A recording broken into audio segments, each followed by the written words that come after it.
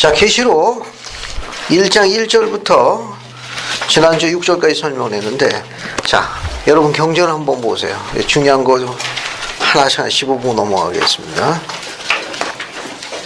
자, 여러분 자신의 경전이 제일 좋습니다. 갖고 오시는 게. 자, 요한계시록 1장 1절에는 계시록의 주제가 들어있다고 그랬습니다. 네. 요한계시록의 주제가 뭐라고 그랬죠? 예수 그리스도의 계시. 예수 그리스도의 계시입니다. 근데 예수 그리스도의 그 계시를 누가 받았죠? 누가 받았습니까? 요한이. 요한이 받은 거예요. 그래서 요한이 받은 계시라 해서 요한계시록이라고 한 거예요. 그러니까 1장 1절에는 계시록의 주제가 언급되어 있는 거. 즉 예수 그리스도의 계시라. 됐습니까? 네. 이는 하나님이 그에게 주사 반드시 속히 될 일을 그 종들에게 보이시려고 그 천사를 그 종 요한에게 보내어 알게 하신 것이라. 지시하신 것이라.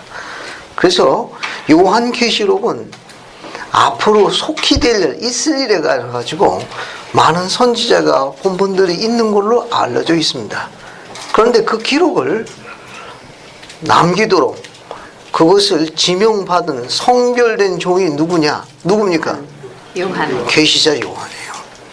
니파이도 보고 이사야도 보고 다른 선지자도 본 걸로 알려져 있습니다.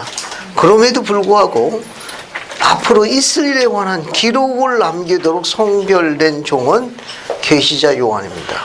자, 계시자 요한에 대해서 여러분 지난주에 뭘 공부했죠? 계시자 요한에 대해서 지난주에 한 말씀 올린 게 있는데, 계시자 요한에 대해서 지난주에 뭘 공부했고 기억합니까? 계시자 요한은 사랑의 사도고 예. 예수 그리스도의 제자이며 요한계시록의 저자이고 요한복음, 요한일서, 이서, 삼서의 5개의 복음. 감사합니다. 지난주에 공부한 겁니다. 우선 계시자 요한은 초기 12사도 정원의 일원으로서 예수님께서 어떻게 표현했다고 그랬죠? 예수님께서 뭐라고 표현했습니까? 그렇죠. 그의 사랑하시는 제자라고 표현했습니다. 그리고 그는 우리가 갖고 있는 성경, 즉 신약 성경에 몇 가지 복음서를 남긴 저자라고 그랬죠? 5개의 복음. 5개의 복음서가 뭐라고 이야기했습니까? 요한계시록, 요한복음, 요한일서, 그렇죠. 요한이서. 순서대로 하게 되면 요한복음, 요한일서, 이서, 삼서, 그 다음에 요한계시록 5개의 저자입니다. 그리고 또 권능선에서는 어떤 형태로 봉사했죠? 초대교회 제일회장단의 그렇죠. 일원. 초대교회의 제1회장단의 일원으로 봉사했다는 거. 됐습니까? 네. 그리고 누구 아들이라고 했어요? 세베대의 세베대면 누구 형제? 야고보의 형제. 예, 그런 정도는 알아두시면 돼요. 근데 하나 유념하실 점은 뭐냐면은 요한계시록 1장 1절에 속히 될 일을 그 종에게 알게 해서 당신의 백성들을 준비케 예비케 하도록 하셨다고 그랬어요. 우리가 갖고 있는 구약 성경에 보게 되면 나주 여호와는 내 비밀을 내 종에게 미리 알리지 않고는 행하지 아니한다라는 son구가 있습니다. 네. 그게 어디 나오죠? 아모스서 3장 7절.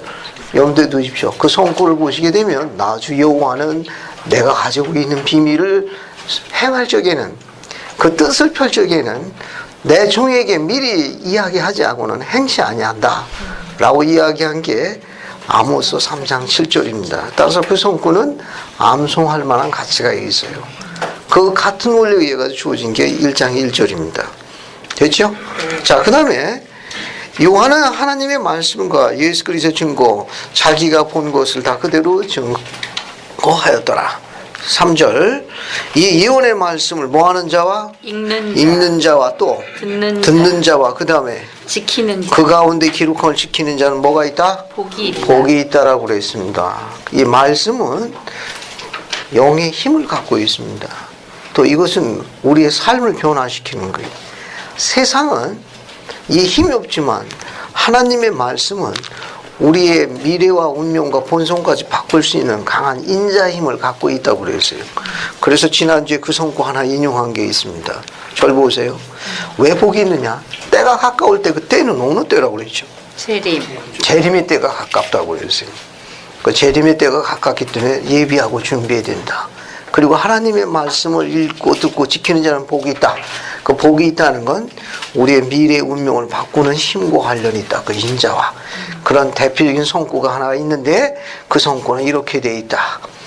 내가 충실한 것만큼 나는 너와 너의 뒤를 잇는 후손에게 복의 복을 더할 것이라고 라고 이야기한 성구를 지난주에 말씀해 올린 것 같아요. 그게 교리서에 몇 편 몇 절에 나온다고 그랬죠? 104장 25절.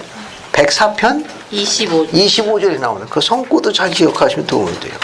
그 성구는 뭘 의미하는가 하면은 내가 충실한 것만큼이니까 그 만큼이라는 그 안에는 장애가 있을 수 있다는 걸 이야기했습니다. 네. 우리에게 장애가 시련과 고통을 주지만 때로는 축복이 될 수 있다는 거예요. 무엇으로? 신앙으로. 조금 뒤로 넘어가기 위해 가지고 요거 하나 그림을 하나 그려볼게요. 자, 여기가 우리가 현재 서 있는 위치예요. 서 있는 위치입니다. 그리고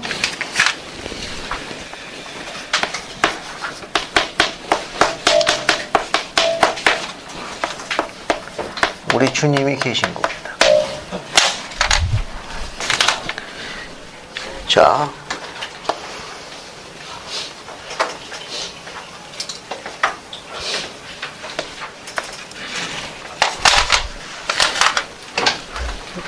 우리가 현재 서 있는 위치에서 우리 주님이 계신 곳까지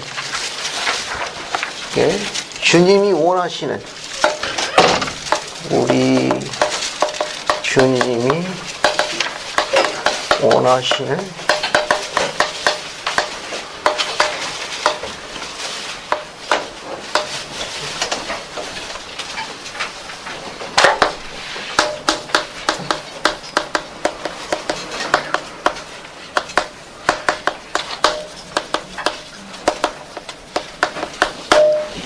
자, 잘 보세요.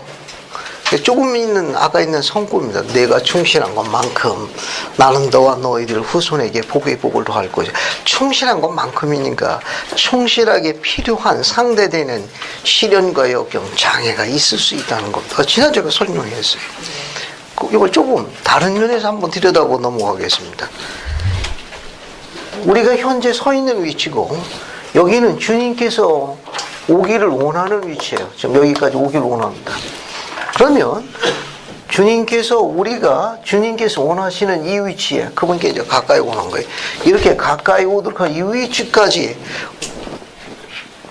우리가 그분이 원하신 위치에 다다르기 위해서 우리에게 요구되어지는 게 뭐가 있겠습니까? 자, 여기 현재 다시 한번 설명할게요. 여기는 주님이 서 계시는 위치에. 그러면 우리는 지금 여기 서 있어요, 밑에. 현재 우리가 서 있는 위치에서 주님께서 원하시는 위치까지 오르기 위해서 우리에게 요구되어지는 게 뭐가 있겠습니까? 신앙, 인내. 됐습니다. 두 개만 해요. 더 해도 스트레스 받으니까. 응? 기도? 자, 좋습니다. 자, 그러면 자 여기 봐요. 근데 이혜연 자매 언제 왔어? 아니, 언제 바람같이 들어왔나? 응? 자, 이제 설명을 다시 정리해 보겠습니다.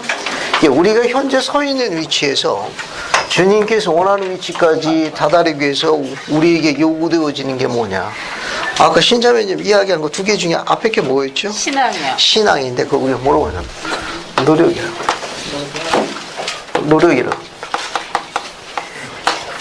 이거 같은 말이 신앙이에요. 이게 신앙이라는 건 노력하고 같습니다. 그러니까 신앙은 노력하고 같은 거예요. 왜냐하면 신앙은 열매가 있습니다. 그러니까 열매가 맺어지지 않는 건 신앙을 갖고 있다는 우리가 아무것도 안 한 거예요. 아까 석도의 형제가 이야기한 게 뭐였죠? 기도. 기도도 노력해야 돼요. 석도의 형제가 모처럼 정답을 한번 이야기한 거예요. 이게 보기 드문 현상이지. 자, 그러니까 우리가 아무것도 안 하면 신앙을 행사하지 않은 겁니다. 신앙은 노력하고 같아요. 노력은 열매를 낳게 되어 있습니다. 그러니까 신앙을 행사해가지고 신앙을 가졌다면서 내 삶의 질이 향상이 되지 않은 건 외부적 요인이 아니라 본인이 아무것도 노력 안 한 거예요. 그 이유가 더 큽니다. 그러니까 주님께서 원하시는 위치까지 올라가면 노력해야 돼요. 노력을 다른 말로 이야기하면 뭐다? 신앙 같은 거예요. 누가 이렇게 이야기했습니까? 노력은 신앙과 같다고. 신앙을 가진 사람이 열매가 없는 건 노력하지 않은 거라 아무것도 안 한 거예요. 누가 그렇게 가르쳤습니까? 원장님께서. 조셉 스미스가 가르친 거예요. 선지자 조셉 스미스 뭐라고 하시는가 하면은 우리가 열매가 없는 건 우리의 삶의 질이 향상이 되었다든가 이런 열매가 없는 건 아무것도 하지 않아 노력하지 않은 결과라고 이야기했습니다. 신앙은 열매를 맺게 돼 있는데 노력해야 돼요. 자, 스캇 장로님 뭘 설명하셨는가 하면 이 설명을 하면서 주님께서 원하시는 위치까지 올라가기 위해서 노력해야 합니다. 노력은 신앙과 같은데 이건 선지자 조셉이 가르친 거예요. 그런데 스캇 사도님은 재미있는 설명을 뒤에다 덧붙였습니다.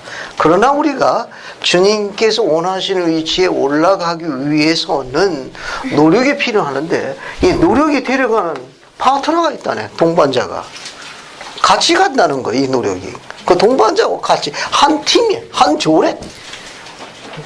그 조언이 뭡니까? 그 파트너가 누구예요? 가족. 감사합니다. 또 다시 설명할게요. 다시. 자, 내가 충실한 것만큼이라는 건 뭔가 장애가 있고 뭔가 대가를 필요로 하고 뭔가 증명해야 돼. 네가 그리 하는 걸 보고 나는 너와 너희 후손에게 그것도 너와 너희 뒤를 후손에게 복의 복을 더할 것이라고 계시하셨습니다. 이 말은 뭐냐면 주님께서 그 복을 주시겠다는 거예요. 그러면 그 복을 얻기 위해서는 어떻게 해야 되느냐? 노력해야 돼. 노력은 신앙과 같다는 거예요. 선지자 조셉은. 근데 스캇 사도님은 그분께서 복을 주시겠다는 그 위치까지 올라가기 위해서는 노력해야 된다는 거예요. 근데 그 노력할 적에 노력에 가지고 하는 동반자가 있다네. 희생. 또 봉사. 감사합니다. 통짜 돌림인데 끝자가 통짜예요. 두 자로 된대. 고통의 친구. 이게 함께 간다는 걸 스캇 장로님이 이야기했어. 스캇 장로님이 뭐라고 했는가 하면 주님께서 원하시는 위치까지 우리가 올라가려면 노력해야 되는데 그 노력은 고통을 수반한다고 가르쳤어요.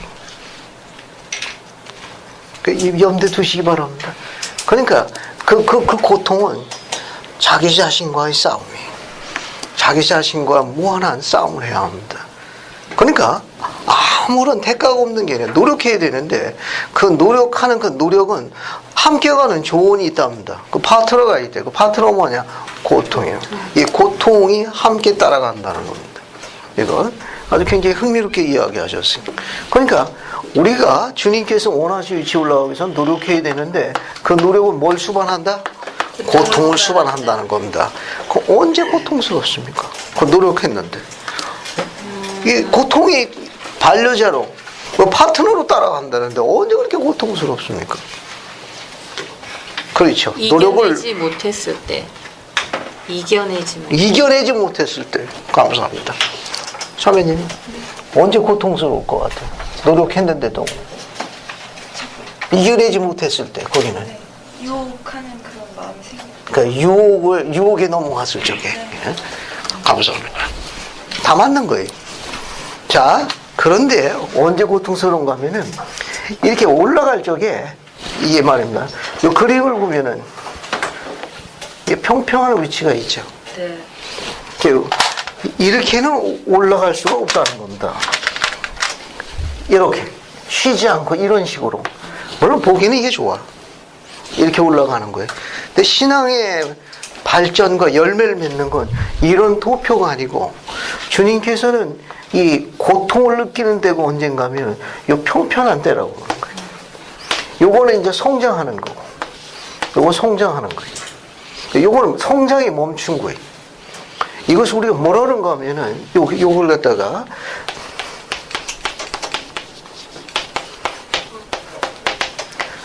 플랫 피어리라고 합니다. 타이어 있죠, 타이어. 타이어가 펑크나면 어떻게 돼요? 평평해지죠. 그 플랫 타이어라고. 요거는 평평한 그런 말이에요. 그러니까 멈춘 거예요. 멈춘 거예요. 이때 고통을 겪는 거예요. 다른 사람은 다 쭉쭉 뻗어 올라가는데 자기는 정체된 거예요.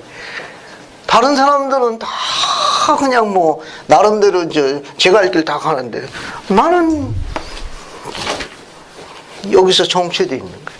이걸 뭐라고 그러는가 하면 이걸 정체된 시기라고도 이야기해요. 정체된 시기. 상태를 볼 때는 휴면 상태라고 그래요. 휴면 상태.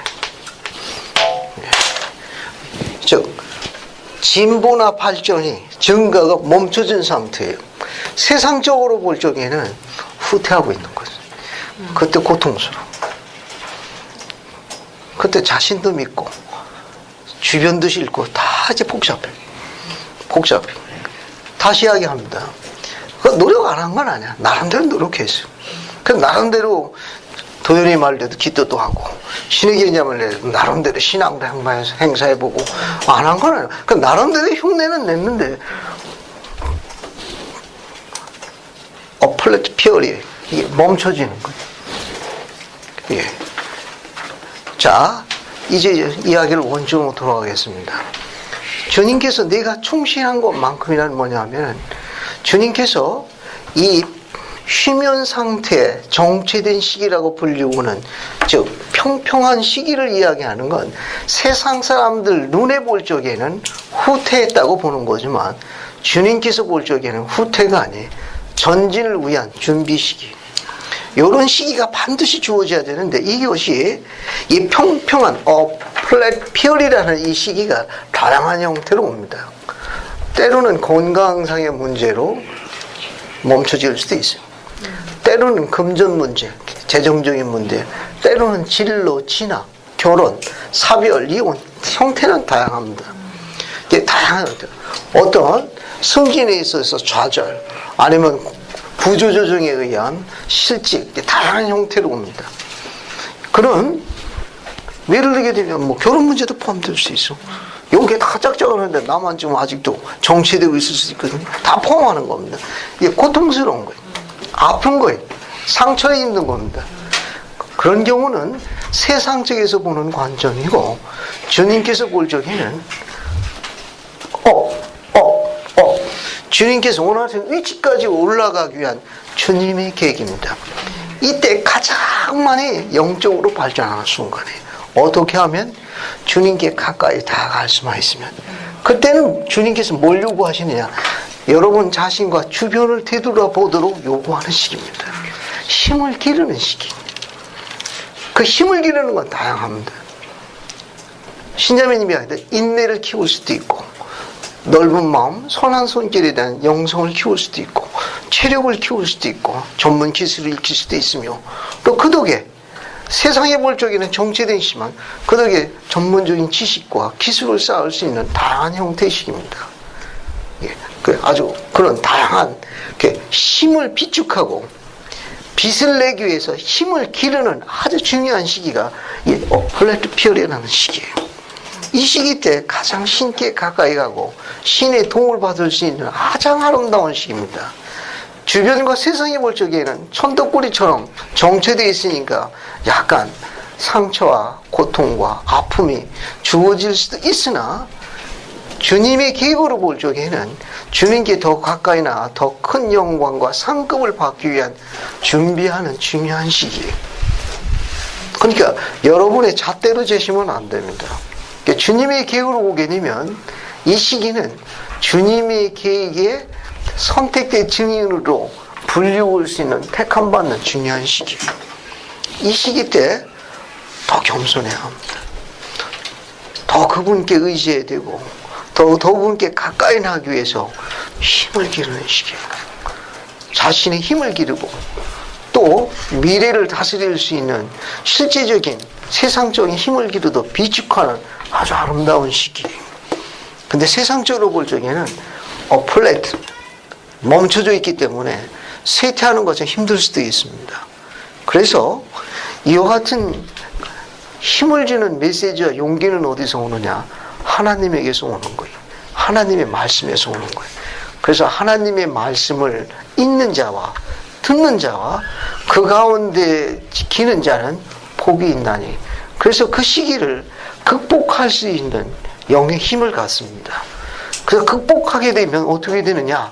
그 시기가 가장 힘들었지만 극복하고 나면 제일 아름다운 추억의 시간이에요.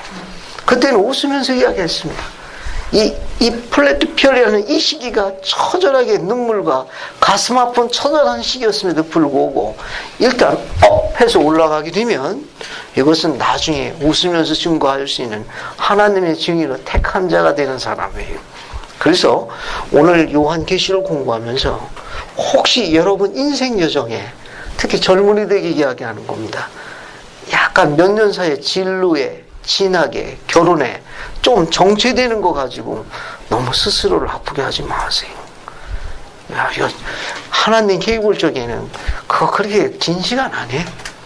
그게 우리 시간을 보니까 엄청 손해보는 것 같듯이 눈물이 앞을 가리고 살점이 떨어나왔던 통증을 느끼지.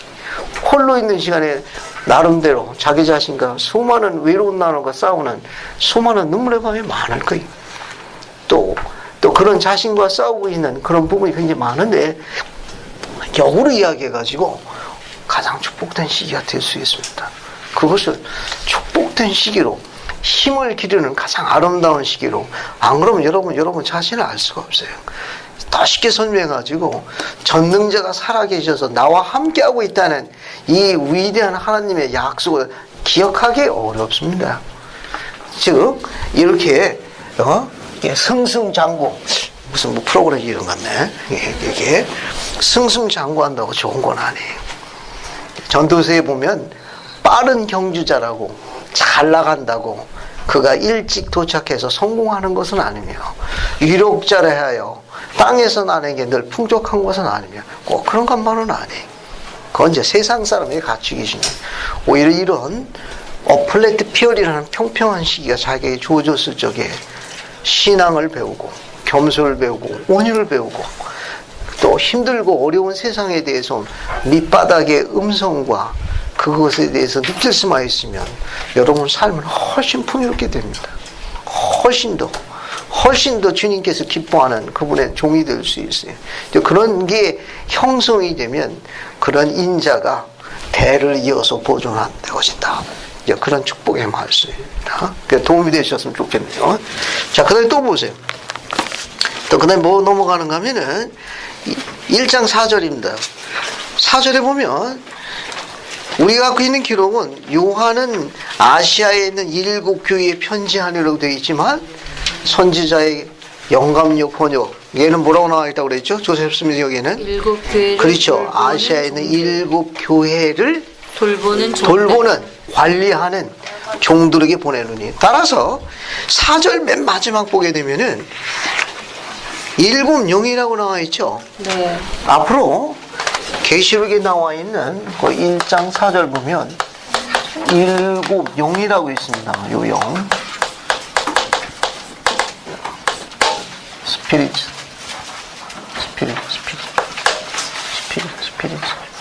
근데 요건 앞으로 그 영은 뭘로 바꿔 쓰는가 하면은 선지자가 이거 하나로 바꿨어요. 전부 종으로 바꿔서 대표적인 오역 번역 중에 하나예요. 그러니까 7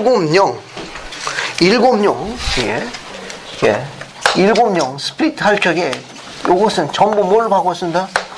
서번트라는 단어로 다 바꿨습니다. 7 영으로 바꿨어야 돼요. 7 영은 전부 7 종으로 바꿨어야 합니다. 이건 그래서 번역이 선지자 조셉 스미스는 7 영혼 이 문장과 7 하인, 7 종 이런 의미를 갖고 있는 주님의 종을 이야기하는 거예요. 주님의 영혼들을 이야기합니다. 그래서 앞으로 계시록에 나와 있는 숫자 앞에 나와 있는 영혼 전부 뭘로 바꿔 쓴다? 종으로 다 바꿔 쓰시면 돼요. 전부 다. 그래서 그 보좌 앞에 있는 7 영이 아니고 7 종들에게 그런 말입니다. 7 종들에게. 그 다음에 1장 5절 보면 충성된 증인으로 이렇게 나와 있죠. 네. 이 충성된 신실한 증인. 그 누가 신실한 증인, 충성된 증인이라는 겁니까? 요한을 이야기하는 겁니다. 즉 충성된 신실한 증인인 나 요한은 예수 그리스도를 증거한다 그런 말이에요. 이 문장을 그냥 읽게 되면은 마치 충성된 증인이 그리스도처럼 문맥이 되는데 그런 문맥이 아니다 그런 말입니다. 됐죠? 그 다음에 5절 맨 마지막 보게 되면 그의 피로 우리 죄에서 우리를 해방하시고, 그 해방이라는 단어가 와시다는 단어로 되어 있다고 그래요. 와시드. 와시드니까 이게 와시드는 뭡니까? 씻어내고. 씻어내고. 이건 뭐가 관련 있다고 그랬어? 속죄의 축복을 이야기하는 거.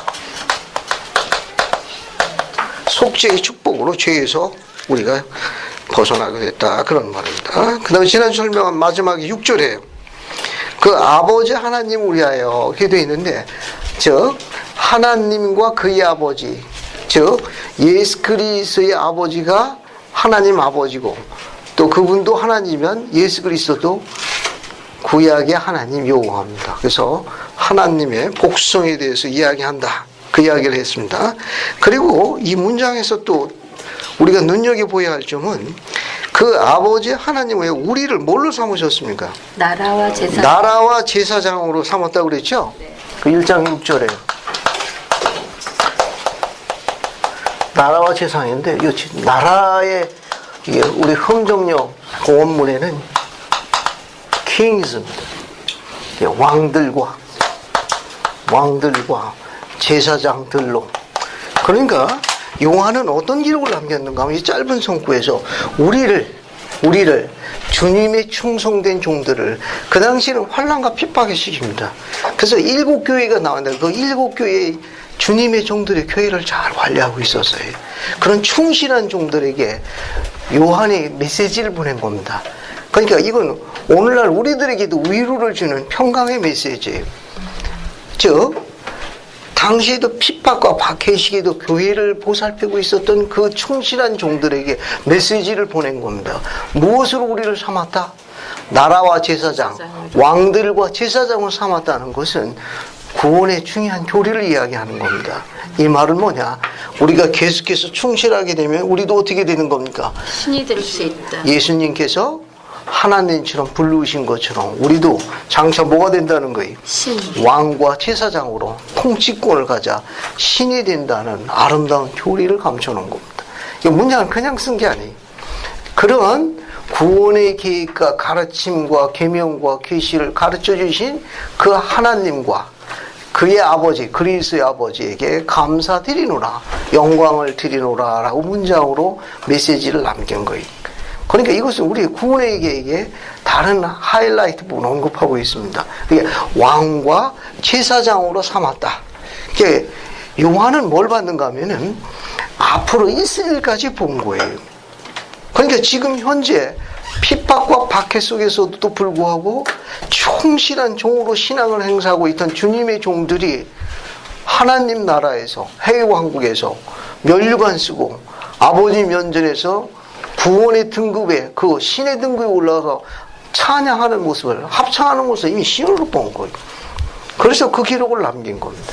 그러니까 현재 그 핍박받고 박해받고 있는 그 의로운 주님의 종들이 궁극에는 하나님의 구원을 받아가지고 그분의 면전에서 아주 아름다운 모습으로, 즉 왕과 제사장으로 통치권을 가지고 있는 그 아름다운 모습을 봤습니다. 그래서 그 이 메시지를 전한 거예요. 그러니까 너희들도 같은 과정으로 충실하면 그 축복을 받을 수 있다. 그래서 왕들과 제사장으로 삼으셨다. 이 기록을 남깁니다. 이것도 뒤에서 계속 언급이 될 거예요. 그래서 왕과 제사장으로 삼기해가지고 그 의식을 받고 성향을 맺도록 만들어진 특별한 장소가 어디라고 그랬죠? 성전. 그러니까 왕과 제사장으로 그 영광과 통치권에 대해서 예비하는 가르침을 받고 훈련되어 만든 독특한 장소가 성전입니다. 그래서 성전을 자주 방문하게 되게 되면 그와 같은 약속과 권능에 대해서 훈련받게 되어 있어요. 그러니까 성전은 왕들과 제사장으로 삼기 위한 독특한 훈련 과정과 가르침이 주어지는 게 성전이에요. 그 말을 요한은 나라와 제사장으로, 즉 왕들과 제사장으로 삼았다 이렇게 묘사한 겁니다. 자, 그 다음에 이제 7절부터 보세요. 7절 한번 읽어보겠습니다. 이것도 아주 재밌는 성구예요. 자, 7절 박준석 형님 한번 읽어봅시다. 볼지어다 그가 구름을 타고 오시리라. 각 사람의 눈이 그를 보겠고 그를 찌를 자들도 볼 것이요 땅에 있는 모든 족속이 그로 말미암아 애곡하리니 그러하리라. 아멘. 감사합니다. 볼지어다 구름 타고 오시리라. 누가 구름 타고 오십니까? 예수 그리스도. 그 앞에 중요한 주어가 빠져. 그가 구름 타고 오시리라. 요한이 타고 오는 건 아니죠. 그죠? 네. 그러니까 볼지어다 구름 타고 오시리라. 누가 그렇게 구름 타고 오냐? 그가 예수 그리스도께서 구름 타고 오시는 겁니다. 거기 구름 타고 오신다고 되어 있는데 이 구름 타고 오시는 거 우리가 뭐라 부르죠? 이것을 재림이요. 재림이라고 그럽니다. 그런데 주님께서 승천하실 적에 한 장면이 있습니다. 그 장면이 사도행전 1장 9절부터 11절에 있어요. 사도행전 1장 한번 봅시다. 사도행전 1장 9절부터 11절까지 한번 봐요. 그래서 정사원 형제 한번 읽어봅시다. 9절부터 네.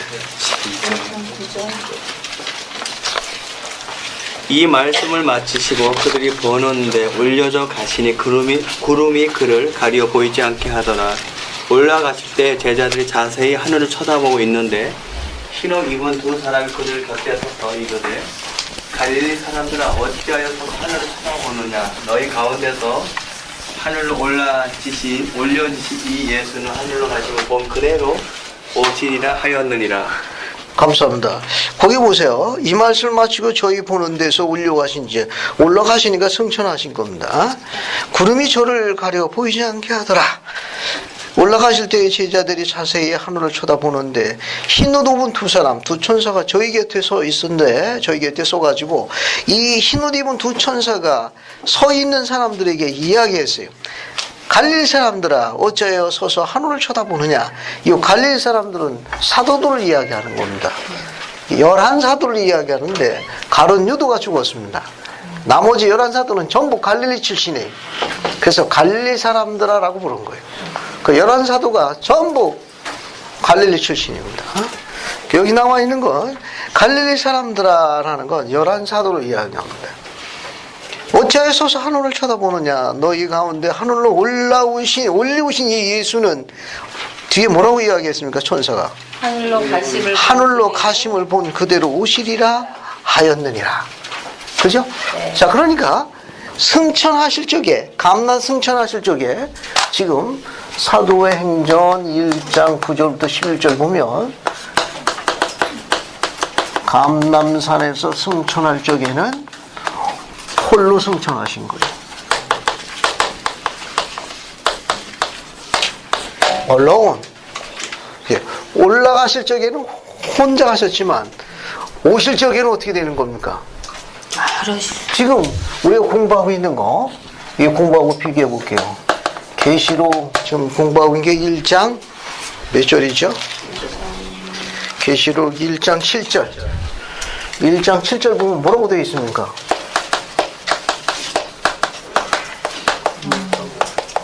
구름을 타고 오시는. 이게 결국에 재림이거든.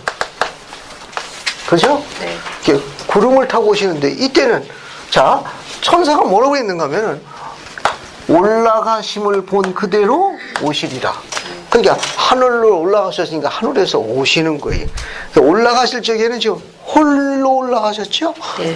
성취하실 때 감단산에서. 그럼 오실 때도 혼자 와야 되나요? 아니요.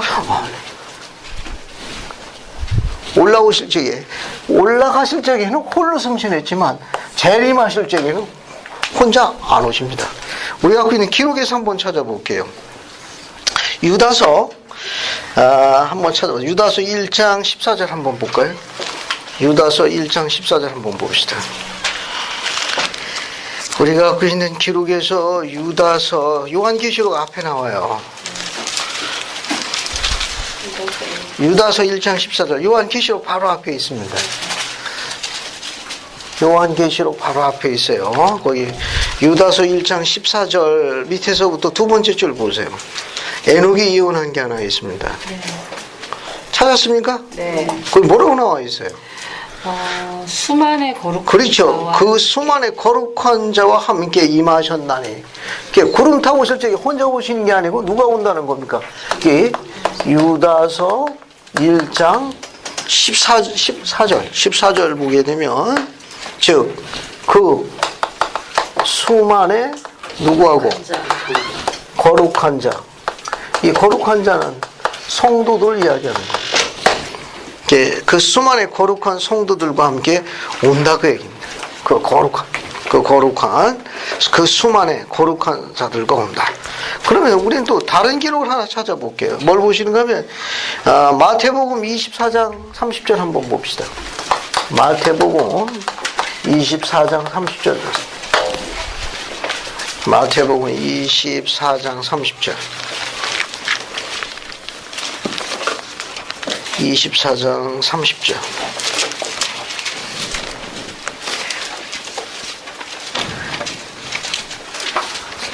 찾았습니까? 네. 그 마태복음 그것도 한번 읽어볼게요. 정혜숙 자매님 찾았으면 마태복음 24장 30절 한번 읽어봐요. 그때 인자의 징조가 하늘에서 보이겠고 그때 이 땅의 모든 족속들이 통곡하며 그들이 인자가 구름을 타고 능력과 큰 영광으로 오는 것을 보리라. 감사합니다. 거기 보면 인자가 구름을 타고 능력과 큰 영광으로 오는 걸 보리라. 그게 돼 있죠? 네. 그 옆에다가 마태복음 26장 64절이라고 쓰세요. 그 옆에다가 26장 64절. 그래서 마태복음 26장 24절도 한번 읽어볼게요. 같이 보세요.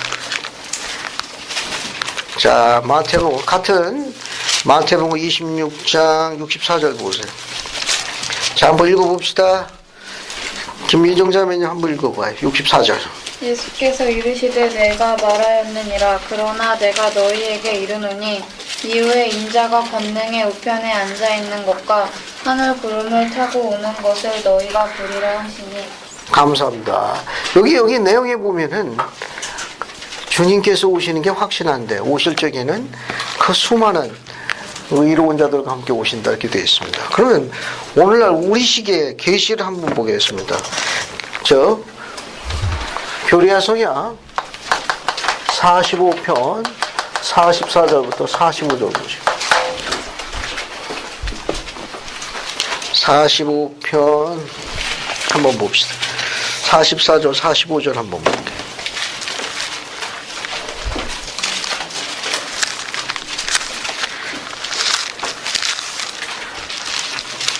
45절 찾았습니까? 네. 한번 읽어보죠.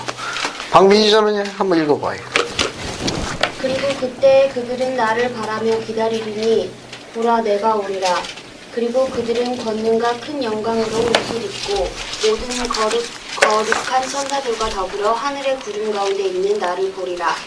그리고 깨어서 나를 기다리지 아니하는 자는 끊어버림을 당하리라. 그러나 주의 팔이 떨어지기 전에 한 천사가 자기 나팔을 불 것이요 잠자던 성도들이 구름 가운데 있는 나를 맞으러 나아오리라. 감사합니다.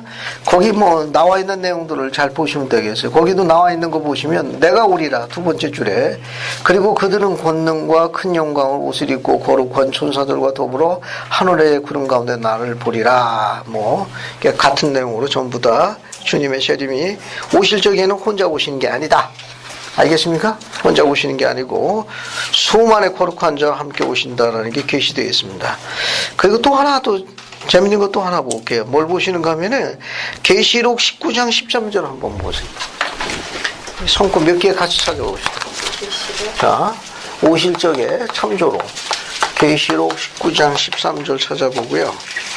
그 다음에 이사야서 63장 2절부터 3절 요거 찾은 다음엔 교리야 선약 133편 46절 48절 찾아볼게요. 우선 계시록 19장 13절 봅시다. 자, 그 19장 13절에 무슨 옷을 입었다고 되어 있습니까? 붉은 옷. 뭐라고 되어 있어요? 붉은 옷. 붉은 옷. 붉은 옷. 우리 저 흠정역 예포녀에 보면은 핏 뿌린 옷이거든요. 같은 표현이에요. 이사야서 63장 2절 3절을 가봅시다. 이사야서 63장 2절부터 3절 보세요. 거기 보면 이 내용도 재밌습니다. 전동적 훈련님 한번 읽어보세요. 63장 2절 3절입니다. 어찌하여 내 의복이 붉으며 내 옷이 포도즙 풀을 밟는 자 같으냐. 만민 가운데 나와 함께 한 자가 없이 내가 홀로 포도즙 풀을 밟았는데 내가 노함으로 말미암아 무리를 밟았고 분함으로 말미암아 짓밟았으므로 그들의 선혈이 내 옷에 튀어 내 의복을 다 버렸었습니다. 감사합니다. 여기 63장 2절에 어찌하여 내 의복이 붉으며 내 옷이 포도즙 틀을 밟는 자 같으냐.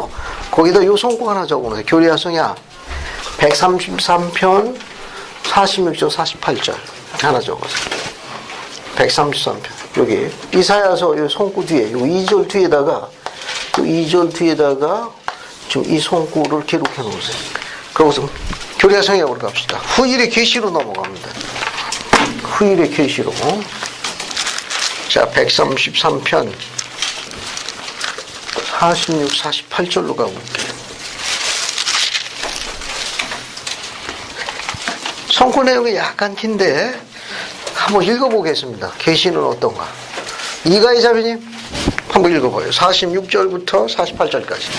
그리고 이 같은 말을 들으니 그 물들인 옷을 입고 하늘에 계신 하나님께서 내려오는 이가 누구냐?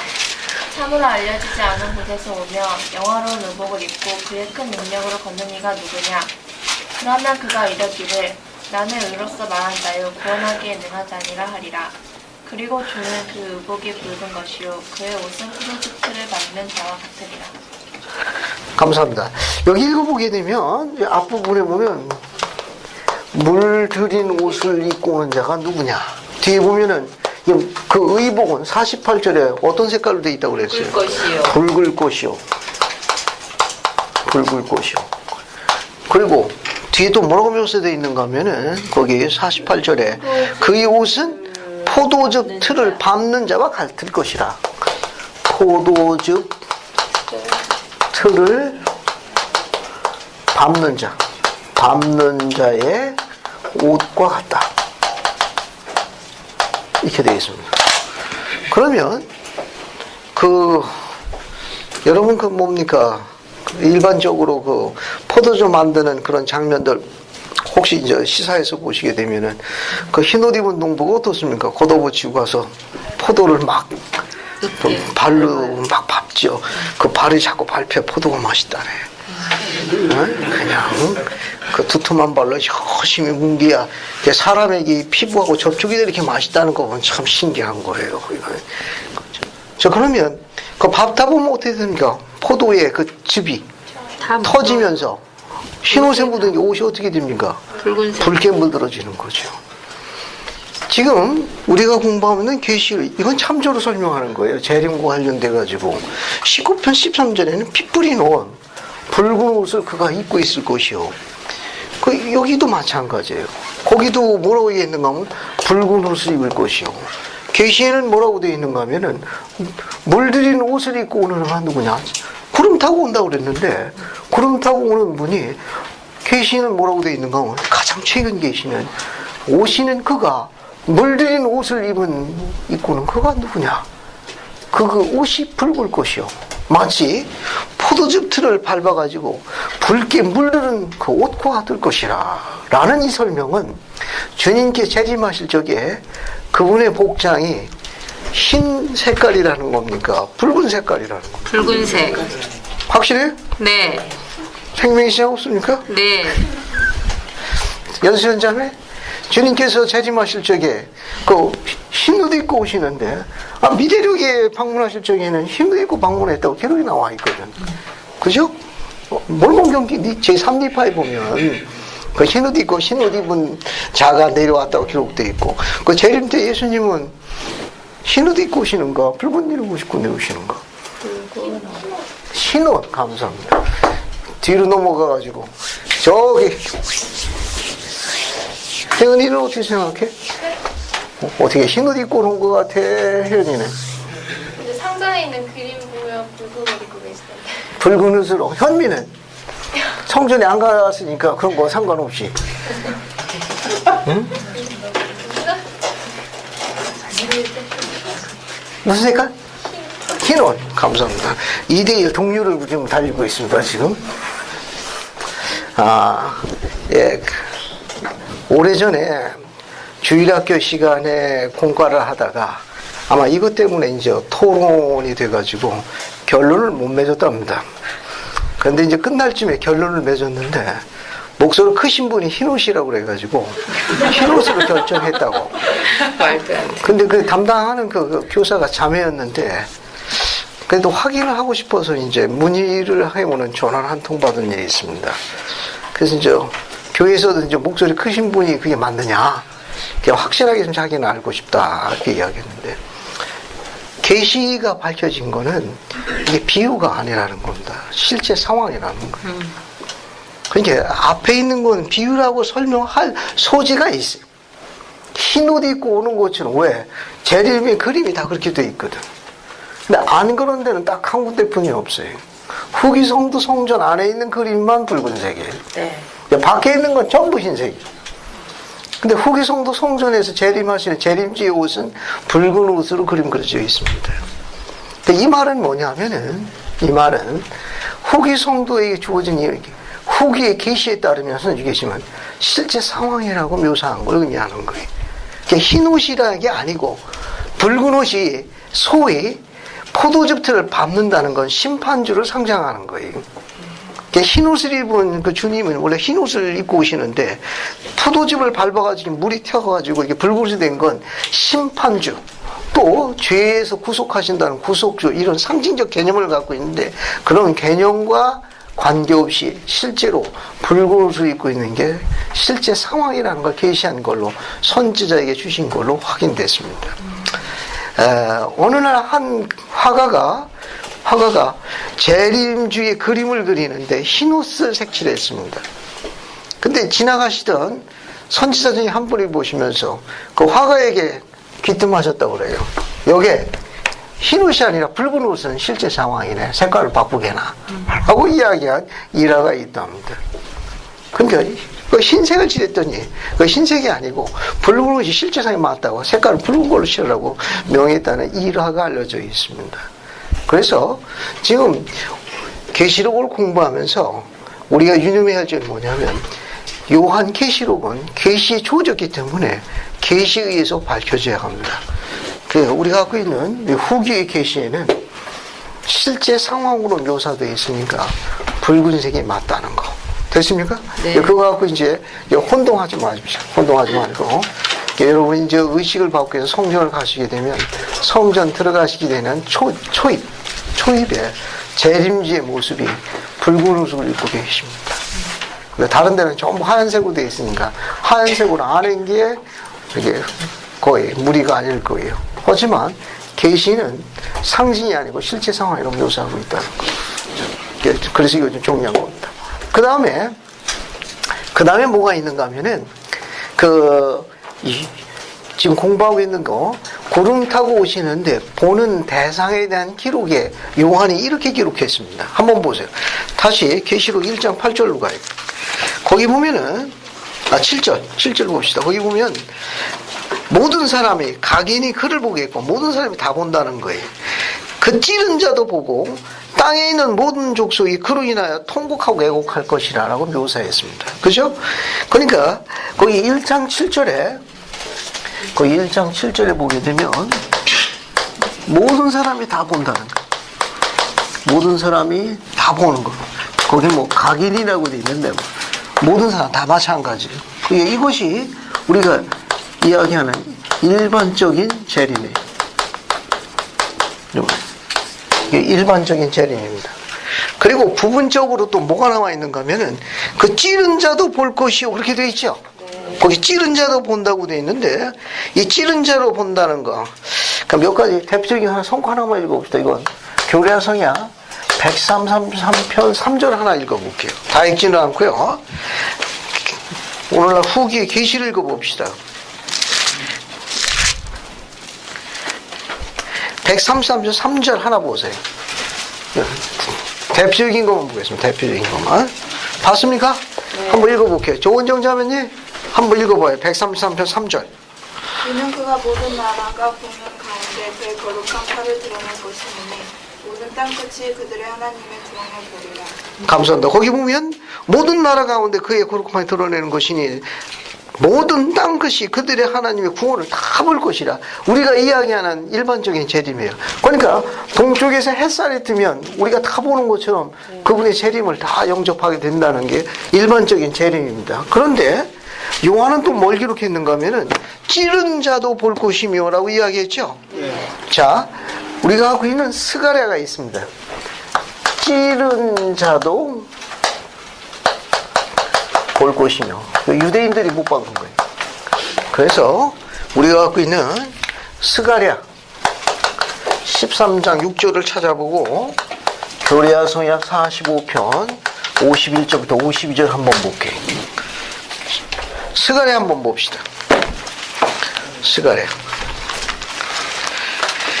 스가랴를 한번 찾아보겠습니다. 스가랴 한번 찾아보죠.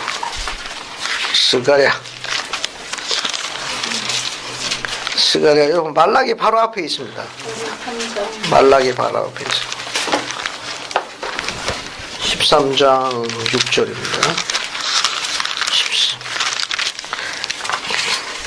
봤습니까? 말라기서 구약 말라기서 바로 앞에 있어요. 한번 읽어볼게요. 정신수 형제님 찾았어요? 13장 6절 한번 읽어봐요. 어떤 사람이 그에게 묻기를 내 두 팔 사이에 있는 상처는 어찌 되느냐 하며 대답하기를 이는 나의 친구의 집에서 받은 상처라니라. 감사합니다. 여러분 그 옆에다가 이 계시를 하나 적어두세요. 스가랴 13장 6절 옆에다가 교례성야 45편 51절부터 52절 하나 적어두세요. 그래서 계시로 넘어갑니다. 계시로 넘어갈게요. 자, 찌른 자도 본다. 이게 무슨 말이냐? 재림과 관련이 있다는 겁니다. 45편 51절부터 53절 보세요. 이것도 실제 상황이에요. 여기 보세요. 45편 51절부터 시작해가지고 52절까지만 읽겠습니다. 52절까지만. 한번 읽어볼게요. 김지은 자매, 눈 마주친 김에 한번 읽어보죠. 51절부터 53절까지. 그 후에 유대인들이 나를 바라보고 말하기를 당신의 손과 당신의 발에 있는 상처들은 무엇이니까 하니 그때야 그들이 내가 주인인 줄 알리라. 이는 내가 그들에게 말하기를 이 상처들은 내가 나의 친구들 집에서 입은 상처니라. 나는 들려왔던 자니라. 나는 십자가에 못 박혔던 예수니라. 나는 하나님의 아들이니라 할 것입니다. 감사합니다. 이 재림은 예수님께서 부활하신 후에 오는 거 아닙니까? 그죠? 네. 그러니까 부활하게 되면 우리가 필면의 몸을 있을 때 모든 것이 완전하게 다 회복됩니다. 하나, 머리카락 하나도 잊어버리지 않고 온전한 상태로 현재 우리가 갖고 있는 장애라든지 어떤 그 지체상의 부자유한 그런 모든 부분들 그것이 이제 부활하게 되면 어떻게 되는 겁니까? 완전한 상태로 이제 부활하게 되는 거예요. 하나도 잊어버리지 않습니다. 그러면 주님께서는 지금 돌아가실 적에 어떻습니까? 십자가에 못 그렇죠. 손과 발에 못 짜고 창에 짜고 그런데 그분은 그 자국을 갖고 계신 거죠. 네. 그 주님만 예외입니다. 그것이 증거가 되면 요 사건의 증거가 되고 나면 왜냐하면 그분이 바로 이스라엘의 하나님인데 그 이스라엘 백성들이 아니라고 못을 박아버리는 거예요. 그래서 너희들이 못 박은 예수 그리스도가 너희의 구주요 이스라엘 하나님을 증거하시기 위한 그 표징으로 손과 발에 못자국을 갖고 계신 걸 이것이 없어지지 않냐고 증거물로 표징으로 보여지고 나서 증거가 되고 난 다음엔 눈 깜짝할 사이에 원상태로 원래 온전한 몸으로 회복되시는 그 예수님만 예외예요. 혹시 이런 걸 잘못 생각하셔가지고 나도 그렇게 혹시 그런 장애나 그것이 불할 때 한 부분 들고 나오면 어떻게 해요? 이건 끔찍한 생각이에요. 그렇지 않다는 거 알겠습니까? 이건 말도 안 돼. 그리고 뭐 회복 속도가 뭐 예를 들어가지고 이게 어느 정도 시간이 있을 수 있다. 그것도 인간의 교리예요. 안 그러면 아론 신고 회복할 적에 조셉하고 올리브오일가 누가 나타났습니까? 침례 요한. 침례 요한은 어떻게 죽었죠? 헤롯이 목 잘라 죽였잖아요. 잘랐어요. 그죠? 그래서 그 아론 신고 회복할 때는 요한이 어떻게 나타났습니까? 온전히 나타났잖아요. 그런데 회복이 더디된다고 생각하면 쟁반에 담고 나와가지고 붙어가지고 서서히 되는 걸 요셉하고 올리브가 한참 봐야 돼. 언제 완전히 되시는 겁니까? 그건 말도 안 되는 교리예요. 그러니까 있을 수 없는 교리입니다. 그런 장애나 지체를 가지고 부활했다가 그것이 완전한 상태로 가는데 시간이 걸린다는 건 인간의 회귀한 교리. 있을 수 없습니다. 그러면 부활할 적에 서로 얼마나 그 상상만 해도 끔찍해. 전부 다 이상한 거 못 가는데 그건 말도 안 되는 인간의 교리들이. 이거는 예수님만 예외라는 거. 자, 그 다음에 또 하나 또 봅시다. 또 뭐가 있는가 하면은, 땅에 있는 모든 족속이 다 본다는 거는, 오늘날 일반적으로 우리가 알고 있는 일반적인 재림으로 보시면 돼요. 그래서 대표적인 것도 뭐가 있는가 하면은, 49절 봅시다. 일반적인 재림에 대한 또 다른 규절이 45편 49절이에요. 45편 49절 봅시다. 봤습니까? 네. 자, 거기도 마찬가지예요. 거기 보면 주가 그 음성을 바라니 땅의 모든 것이 이를 들을 것이요 땅의 모든 날이 다 애통할 것이며 이게 우리가 얘기하는 일반적인 재림의 경전에 예언되어 있는 성씨를 전부 이야기하는 겁니다. 그런데 이제 이런 주님께서 이야기한 일반적인 재림이 있기 전에 재림의 국지적인 순서가 있습니다. 그럼 지금 이야기한 모든 사람들에게 다 증거되는 일반적인 재림이 크게 네 번째 순서로 알려져 있어요. 첫 번째하고 두 번째 순서는 미대륙에 있는 성도들에게 먼저 나타나는 걸 알립니다. 국지적으로. 다른 사람을 두고 초대받은 사람만 그분을 영접할 수 있는 걸로 알려져 있습니다. 세 번째가 어딘가 하면 이게 구대륙입니다. 구대륙이. 구대륙에 있는 유대인들에게 나타나고 난 다음에 그 다음에 일반적인 재림이 있는 걸로 알려져 있어요.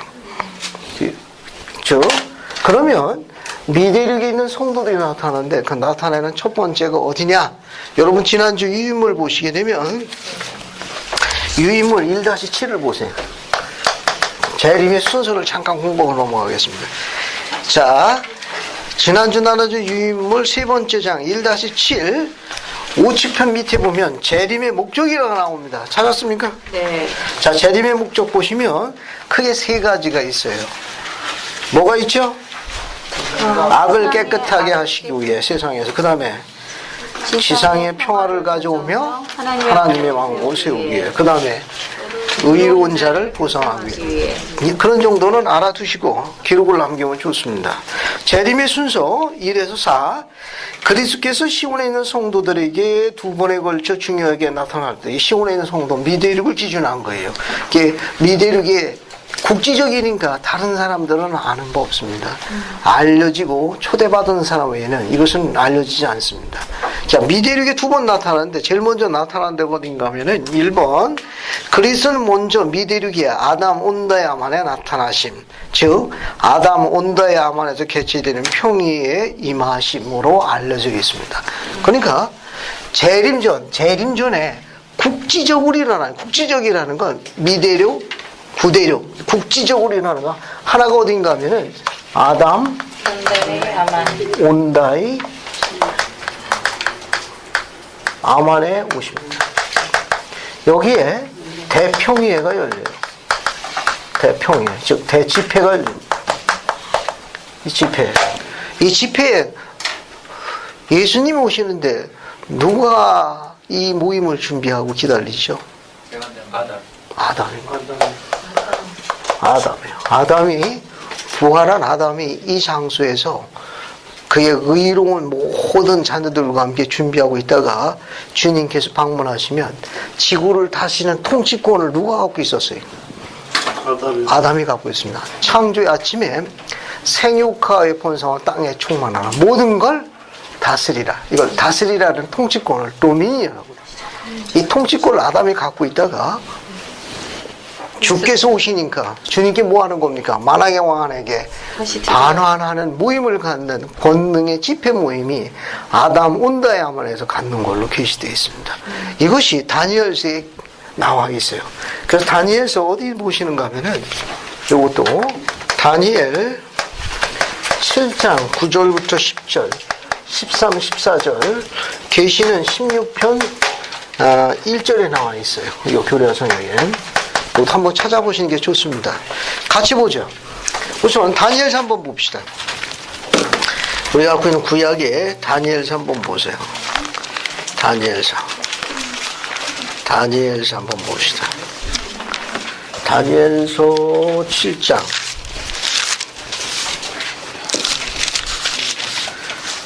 1245쪽 찾으시면 되겠습니다. 1245쪽 한번 보세요. 1245쪽 한번 봅시다.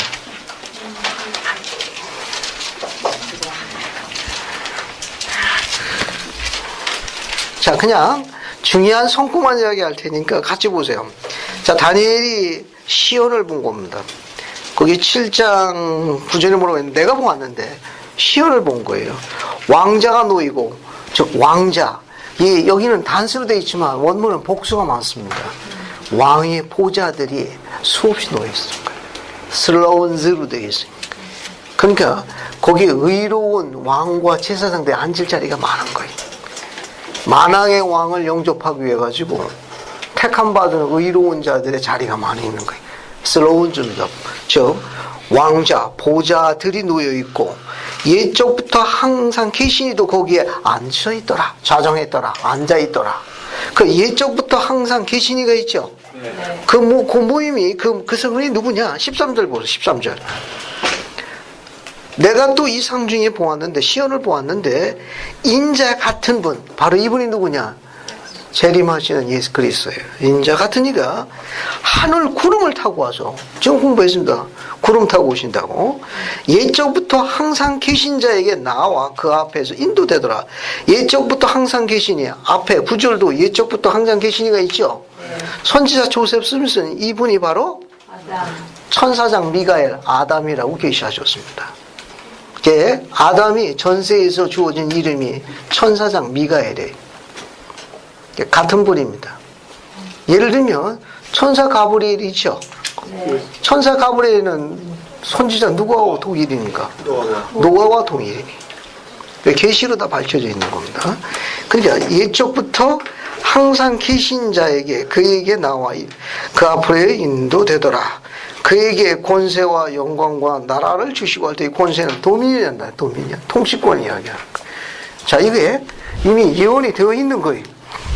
다니엘이 시온을 본 거예요. 재림 전에 미대륙에 있는 의로운 자들에게 아담이 나타나가지고 이런 대집회를 갖는다는데 초대된 의로운 자 외에는 아는 자가 없다고 했습니다. 아무도 몰라. 거기 초대권을 초대받은 자만 알지. 다른 사람, 다만 초대받는 사람들은 의로운 성도들로만 알려져 있습니다. 이건 계시로도 밝혀져 있어요. 116편 1절 한번 봅시다. 116편 1절 한번 보세요. 116편 1절. 116편 1절로 가요. 자, 116편 1절 봅시다. 봤습니까? 네. 자, 거기 보면 116편 1절 거기 보시면 서문에 지도 지명의 위치 이름이 나옵니다. 어느 주라고 나와 있죠? 이 아담 온다야만이 미주리주 어디예요?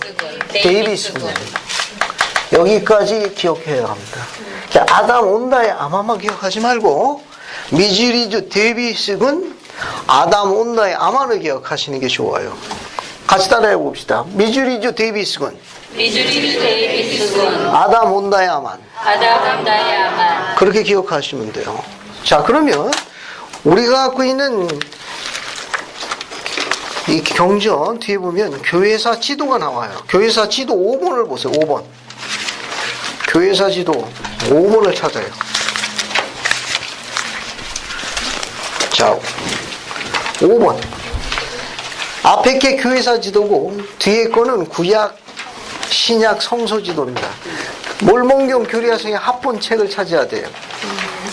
몰몬경 교리화성의 합본 뒤에 보면은 부록에 지도가 나오는데 앞에 게 교회사 지도고 교회사 지도 뒤에는 구약, 신약, 성경 지도가 나오는데 교회사 지도 이게 5번을 찾아요. 5번.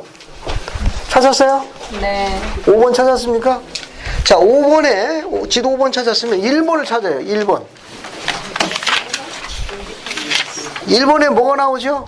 2번이요. 인디펜던스 나오고 쭉 위로 올라가가지고 4번을 보세요. 4번에 뭐가 나옵니까? 아담 온다의 아몬이 나오죠? 네. 아담 온다의 아몬 옆에다 이거 하나 적어놔요. 미주리주 데이비스군. 미주리주 데이비스군. 됐습니까? 네. 미주리주 데이비스군이라고 하나 적어요. 됐어요? 네. 자, 그 다음에 거기 1번 보세요. 1번. 아니다. 4번. 4번에 설명문을 보세요. 넘어가기 전에. 설명문 보세요. 아담 온다의 아만 설명문 보세요. 거기 보면 주께서 미주리주 북부 이 지점을 뒤에 뭐라고 되어 있죠? 예수 그리스도에서 누구와? 아담과 그의 후손, 의로운 후손들을 만나러 오실 때 장차 거대한 집합이 있을 장소로 확인해 주셨다. 됐습니까? 네. 여기 계시로 주어지는 거예요. 계시로. 계시로 주님께서 재림하시기 전에 미디르기 있는 의로운 자들의 방문하는 첫 번째 방문 집합 장소가 미주리도 데이비스군 어디예요? 아담 온다의 아만으로 알려져 있다는 거. 됐습니까? 네. 이거 하나 알아두시고 그 밑에 지도의 1번을 다시 보세요. 1번. 자, 1번은 뭐라고 나와 있죠? 1번은 인디펜던스. 자, 거기 보면 인디펜던스라고 나와 있죠. 네. 인디펜던스 나와 있는데 이 인디펜던스는 그 밑에 보면 무슨 군으로 나와 있습니까?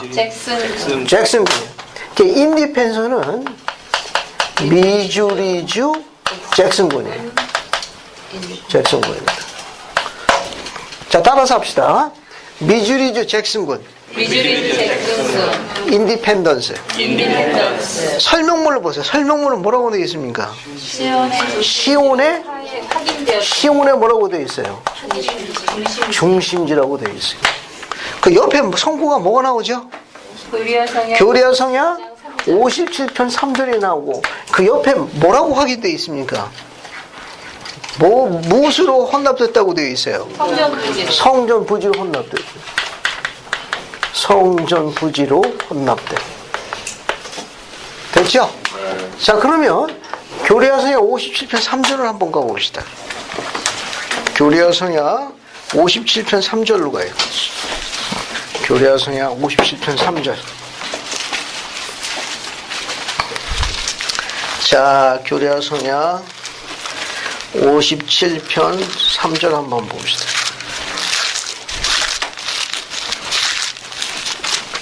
자, 51편 3절.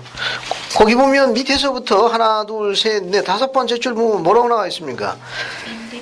보라, 지금 인디펜스를 일컫는 장소가 중심지니 성전을 세울 지점은 서쪽 재판곳에서 재판소를 멀지 않은 것. 시온의 중심지의 장소가 뭐라고 되어 있어요? 인디펜던스로 알려져 있습니다. 이것도 주목해 볼 점이 있는데, 왜냐하면 이 성구가 뭐하고 관련 있는가 하면은 앞에 보세요. 앞에. 자, 교리화성약 28편 9절을 보세요. 앞에. 자, 교리화성약 28편 9절 잠깐 보세요. 28편 9절. 봤습니까? 네. 자, 거기 보면 뭐라고 나와 있는가 하면은, 그거 재밌는 거예요. 시온성이 어디에 세워질지는 계시되지 아니하였고 아는 사람도 아무도 없으나 이후에 내가 주어질 것이다. 그렇게 되어 있죠? 즉 거기 보면 거기 지명 이름이 뭐가 나와 있어요? 시온 성의 위치가 언급되어 있습니다. 시온성. 이 위치가 시온성의 위치가 밝혀진 게 어디냐면 51편 3절 어디예요? 미즈리주 잭슨군 인디펜던스에 뭐가 생긴다는 겁니까? 시온성이 건설된다는 거예요. 여기 뭐가 또 세워져요? 성전이 세워져요. 자, 모세서 7장 62절로 갑시다. 모세서 7장 62절로 가요. 성경에서 삭제돼가지고 회복된 경전이 모세서입니다. 자, 모세서 7장 62절로 갑니다. 봤습니까? 밑에서 하나, 둘, 셋, 넷, 다섯 번째 줄부터 봐요. 밑에서 하나, 둘, 셋, 넷, 다섯 번째 줄. 62절 밑에서부터 다섯 번째부터 봐요. 찾았습니까? 네. 자, 거기 보면 뭐라고 나와 있는가 하면은 그곳에 나의 백성이 자기 허리를 동이고 나의 오는 때를 바라고 기다리게 하려느니 나의 오는 때가 언제? 재림 때입니다. 재림 때에 주님께서 미대를 방문하는 두 번째 장소로 언급하신 거예요. 첫 번째 장소 어디예요?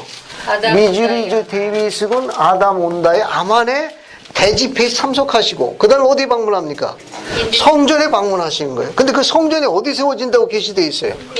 미주리주 잭슨군 인디펜던스예요. 그 인디펜던스에 관한 기록이 이미 고대에 예언되어 있는 거예요. 뭐라고 예언되어 있는가 하면은 자, 이는 그곳에 나의 무엇이 있을 것이요? 성막, 성전 똑같은 말이에요. 성전이나 성막이나 똑같아. 같은 표현이에요. 있을 것이요.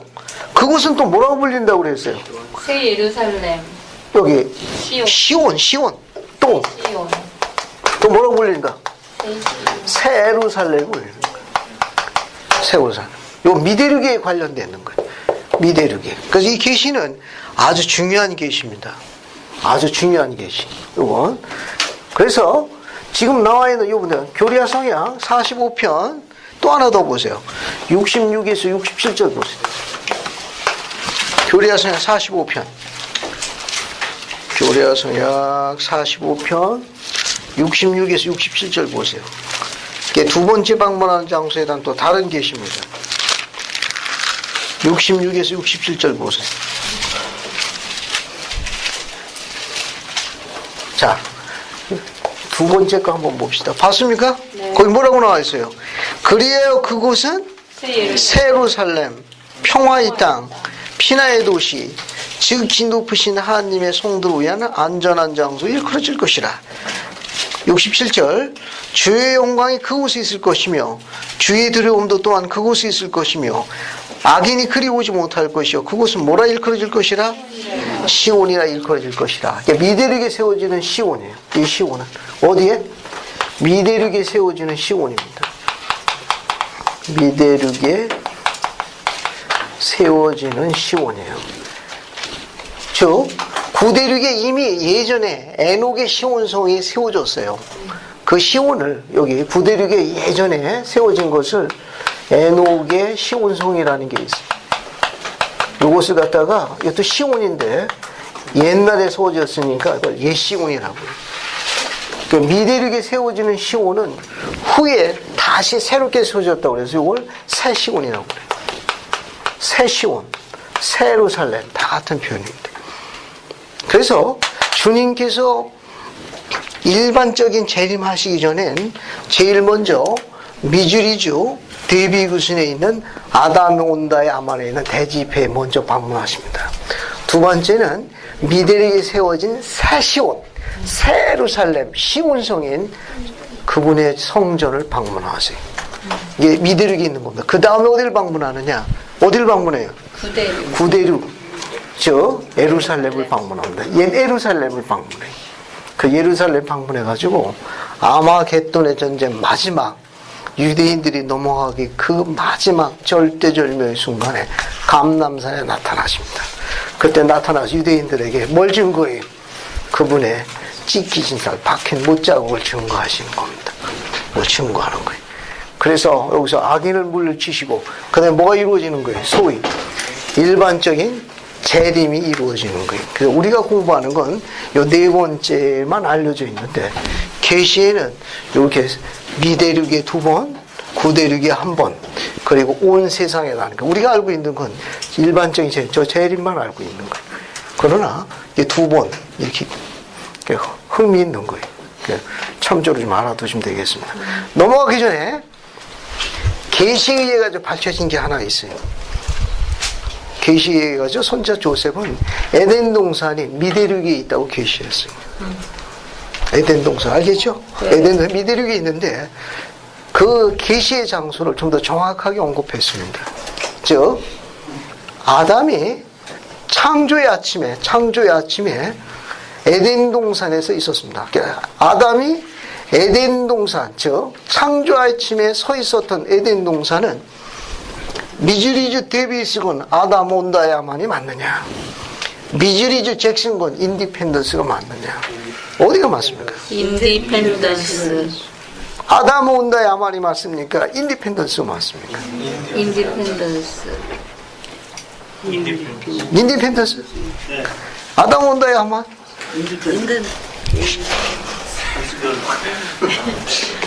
이게 자꾸 싸우면 교회가 분파가 되는 거예요. 이 지도 보세요, 지도. 교회 지도 5번 보세요. 그 뒤로 넘어가겠습니다. 봤습니까? 네. 자, 거기 보시게 되면, 거기 보세요. 교회사 지도 5번 보세요. 5번. 5번 보면, 1번이 뭐라고 나와 있어요? 인디펜던스고, 4번이 아담 온다야만이죠? 네. 히보시 킴볼 장로는 창조의 아침에 아담이 서 있던 에덴 동산은 미즈리즈 잭슨과 인디펜던스가 맞다고 확인하셨습니다. 거기서 아담이 범법해서 에덴 동산에서 쫓겨났죠? 쫓겨나서 당신의 가족을 불러 모아 복음을 가르치며 증거한 장소가 아담 온다야만으로 알려져 있습니다. 그래서 주님께서 재림 전에 대집회 아담의 후손들과 만나는 장소는 아담 온다야만이 맞고 주님께서 방문하시는 시온성의 성전은 인디펜던스인데 그곳이 에덴 동산으로 알려져 있습니다. 그래서 가끔 아담 온다야만으로 가르치는 경우가 왕왕 있는데 정확한 가르침은 미즈리즈 잭슨과 인디펜던스가 아담이 창조 아침에 서 있던 에덴 동산으로 알려져 있습니다. 이 내용은 우리 종교권 대학부 교재 어디 보자. 세상에 여기 한 권도 없이 다 빠져나갔네. 여기 또 뒤꿈치까지 그것만 다 집어갔냐. 이게 노란 황금색으로 되어 있는 갑진진도 대학부 교재가 있습니다. 그 대학부 교재 보면 거기 주위에 아담이 창조의 아침에 서 있던 곳은 미즈리즈 잭슨과 인디펜던스가 맞다고 히보시 킴볼장의 주석이 첨부되어 있습니다. 또 나중에 또 공부할 시간 오니까 참조를 알아두십시오. 자, 그 다음에 이제 어디를 넘어가느냐. 유인물에 다 있으니까 유인물 한번 보십시오. 그 다음에 이제 오늘 하루 한 장짜리 보세요. 한 장짜리 봤습니까? 네. 자, 우선 계시록 1장 8절을 보세요. 계시록 1장 8절을 보십시오. 거기 요한이 주님의 이름과 호칭에 대해 설명한 게 있습니다. 자, 계시록 1장 8절을 보세요. 봤습니까? 네. 거기 보면 1장 8절에 예수 그리스도의 이름에 대해서 언급하고 있어요. 이름과 호칭에 대해 묘사하고 있습니다. 자, 거기 보면 뭐라고 되어 있어요? 예수 그리스도. 나는 뭐라고 되어 있습니까? 알파와 오메가. 알파와 오메가요.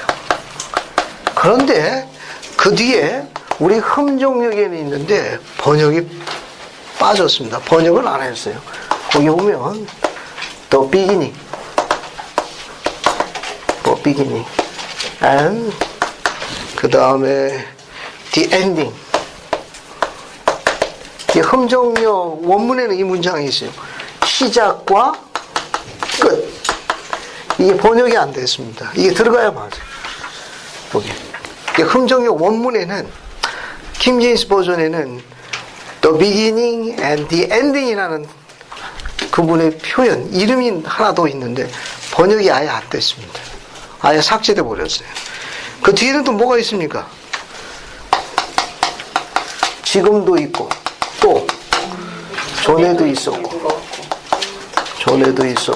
그 다음에 장차 오시리 올자 또 다 좋습니다. 그 다음에 또 뭐라고 되어 있습니까? 전능자 되어 있죠? 요 알파 오메가 이거 아주 많이 씁니다. 알파와 오메가요, 시작과 끝이요, 지금도 있고 전에도 있고 장차 올 자요, 전능한 자라. 이거 아주 많이 쓰는 용어입니다. 아주 많이 쓰는 용어예요. 특히 이 알파 오메가는 어디서 따온 말입니까?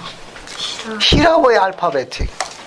히라보의 알파베트 첫 자가 이 알파고, 그 다음에 히라보의 맨 끝자가 오메가입니다. 이 말은 뭐냐면은, 이 말은 그리스도가 창시자이자 지으신 모든 걸 보존한 보존자라는 의미를 갖고 있습니다. 그런 의미를 갖고 있어요. 알파 오메가는 그분이 만물의 창시자일 뿐만 아니라 만물을 영원히 보존한다는 그런 상징적 의미를 갖고 쓰는 용어예요. 알파 오메가예요. 시작과 끝은. 시작과 끝은 어떤 의미예요? 이건 끝없이 영원하시다는 뜻을 갖고 있어요.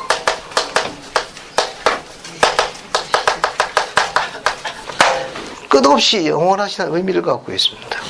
이건 시작과 끝이라는 거예요. 이건 그분이 갖고 있는 불멸성, 영원성과 관련이 있어요. 이건 불멸성하고 영원성이 다 포함되어 있는 겁니다. 시작은 태초를 이야기해요. 최초. 영원 전에 영체로 계셨고, 그때도 뭐 있다는 거예요? 영체로 계시면서도 하나님이셨다는 거예요. 하나님. 언제? 구약의 하나님 여호와였다는 거. 이것도 마찬가지. 이것도 태초를 이야기하는 거. 이거는 부활 이후에 영원성을 이야기, 불멸성이야. 다 마찬가지입니다. 다 그런 의미를 다 포함하고 있어요. 이것도 많이 쓰는 겁니다. 지금도 있었고, 전에도 있었고, 장차로 오시는 다 같은 편이에요. 이것도 지금 있었다는 건 신약의 예수 그리스도, 전에 있었다는 건 전세, 태초에 영체로 계셨지만 구약의 하나님 여호와라는 거. 전부 다 같이 설명하는 겁니다. 장차로 오실 일, 역시 그분이 영체로 계셨다가 필명으로 계셨지만 그래도 영체로 계실 때는 구약의 하나님이고 필멸로 계실 적에는 신약 성소의 하나님이에요. 장차 오시는 부활체 입으로 완전하신 온전하신 하나님, 다 그런 의미를 다 포함하고 있는 겁니다. 그런데 오늘 설명할 건 뭐냐면 이 전능자라는 설명이에요. 이 전능자라는 설명은 하나님의 속성을 언급하는 거예요.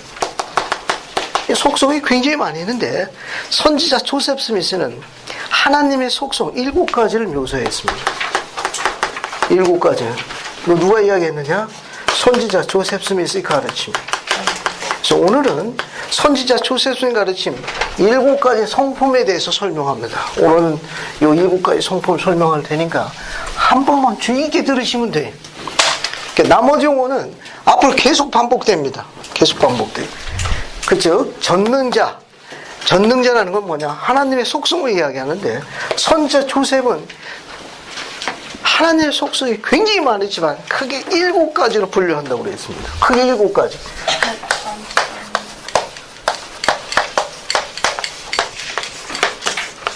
칠판 보세요. 우리가 제일 많이 쓰는 거. 전지전능. 그렇죠? 네. 우리가 제일 많이 쓰는 거예요. 하나님 속성이. 전직. 전능. 영어 단어는 독특합니다. 이게 omniscience, omnipotent라는 단어인데, 그 어려운 단어 몰라도 돼요. 이 전지라는 건 모든 걸 다 안다는 거예요. 하나님께서 처음 같은 다 아신다는 거예요. 지식에 관계되는 겁니다. 지식과 관심. 하나님은 모든 걸 다 하신다는 거예요. 모든 걸 다 하신다. 하나님 모르시는 게 없다. 아이고 미안하다 미경아, 내가 너무 바빠가지고 내가 깜빡거리지 모르지 뭐냐, 아이고 앞으로 조심할게. 그렇지 않다는 거예요. 다 안다는 거다. 몽땅 다. 하나님이 모르시는 게 없다. 하나님 모르신다고 어떻게 됩니까? 아우 문제가 좀 심각해. 아니, 머리가 아프다고. 하나님은 다 하신다. 그분은 모르시는 게 없다. 하나님의 속성의 중요한 요소입니다.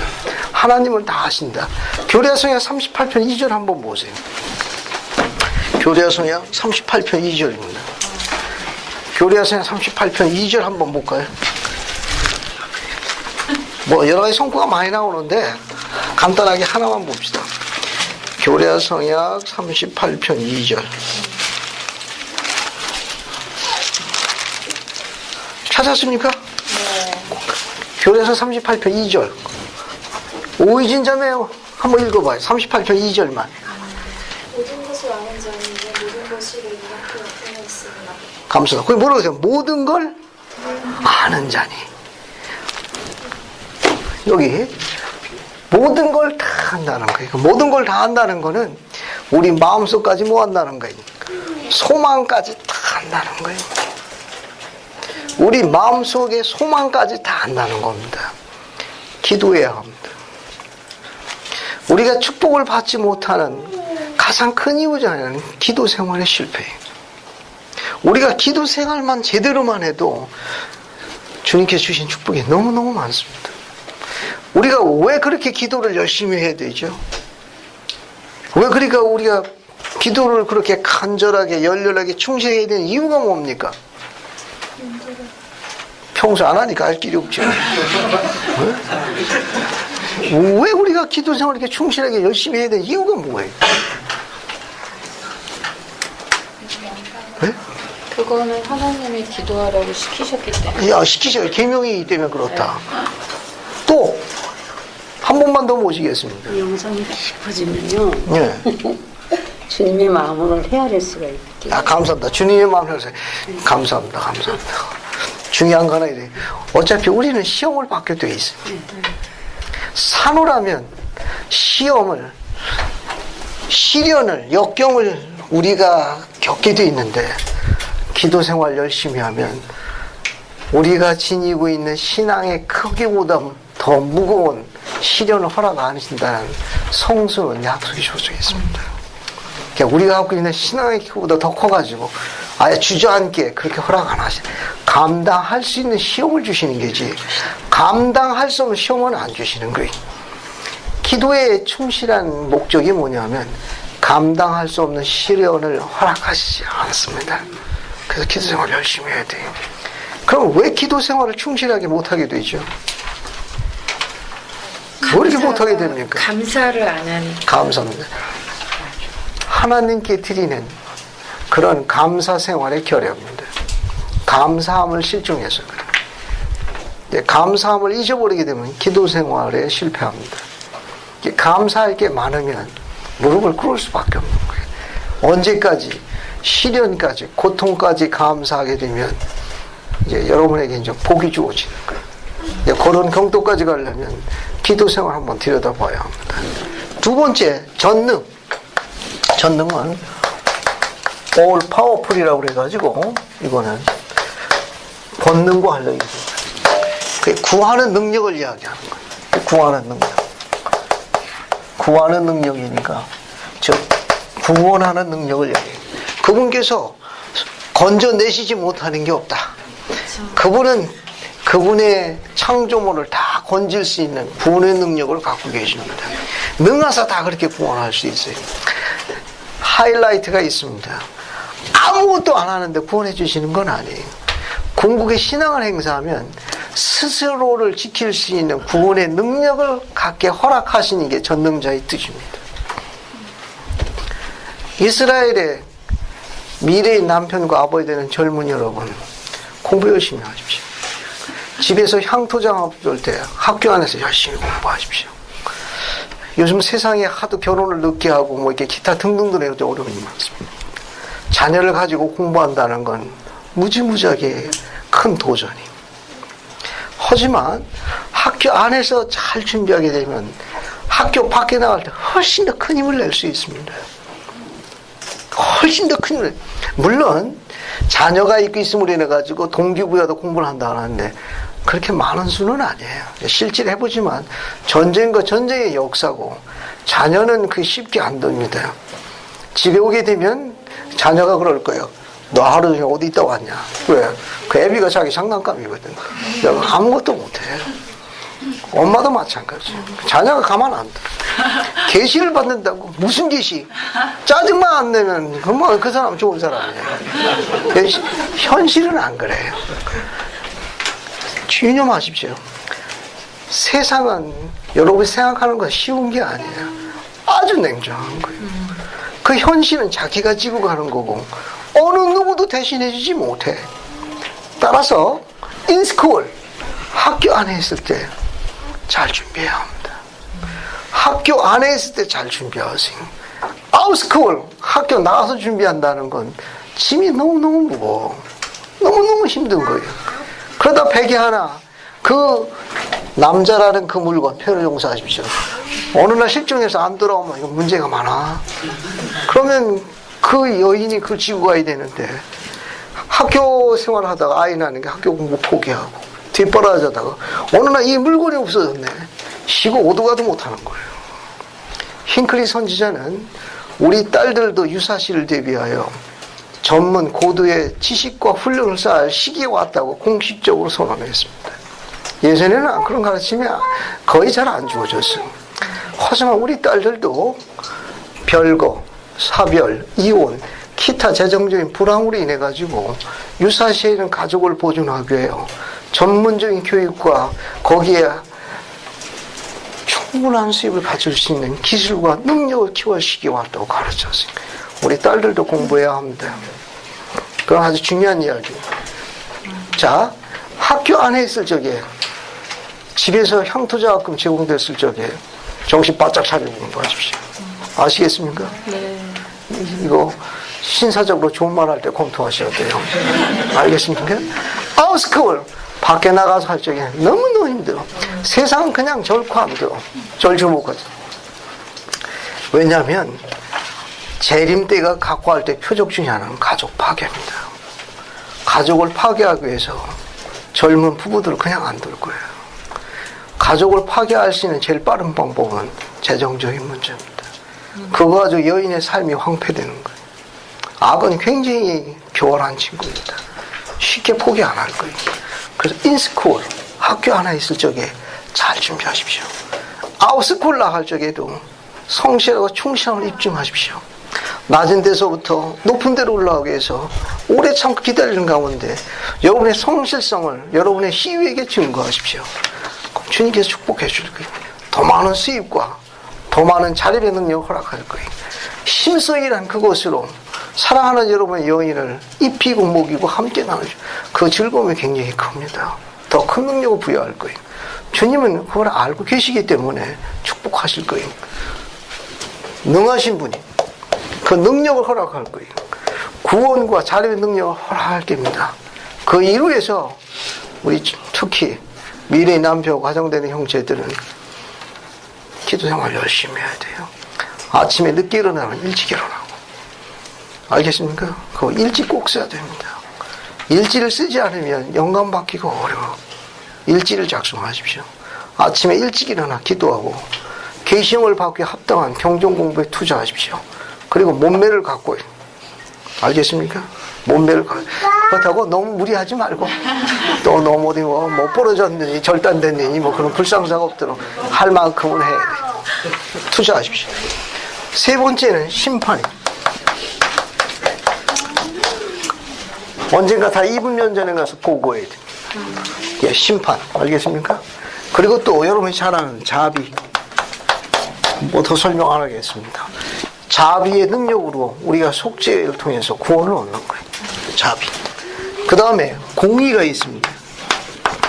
이 공의라는 말은 뭐냐면 계명을 지키면 복을 받고 율법을 어기면 벌을 받는 걸 공의라고 그래요.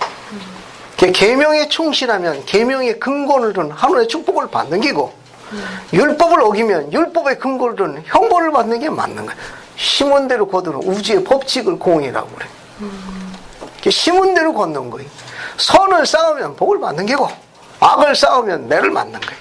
그게 공이. 앞으로 설명할 게 많이 올 겁니다. 그다음 또 하나가 뭐냐면 진리. 이 진리는 이제 참이라는 단어 같은 단어인데 이 단어는 하나님께서 하시는 일은 어떠한 상황, 어떤 곳에든지 절대 최고의 선이라는 개념입니다. 그러니까 하나님께서 행하시는 일은 그보다 더 나은 선이 없어요. 절대 최고의 언제나 참 진리. 그걸 천국 통치 원리라고 합니다. 아주 많이 쓰는 예가 뭐가 있는가 하면 아브라함에게 그의 독자 이삭을 모리아산에 바치라고 그랬죠. 그런데 하나님께서 질질하는 게 뭡니까? 살인하지 말라요. 그것도 자녀를 제물로 바치는 거예요. 그런데 여호와께서 뭘 요구했어요? 아브라함 보고 내가요 내게 지명한 산 모리아에 올라 산에 올라가 내 사랑하는 아들 내 독자 이삭을 바치라고 그랬잖아요. 그죠? 그게 바치는 게 뭡니까? 그 아들을 바치는 게 절대 최고의 선이에요. 그런데 며칠 있다 어떻게 됐어요? 아브라함이 번제 드리는 칼은 이렇게 생겼어요.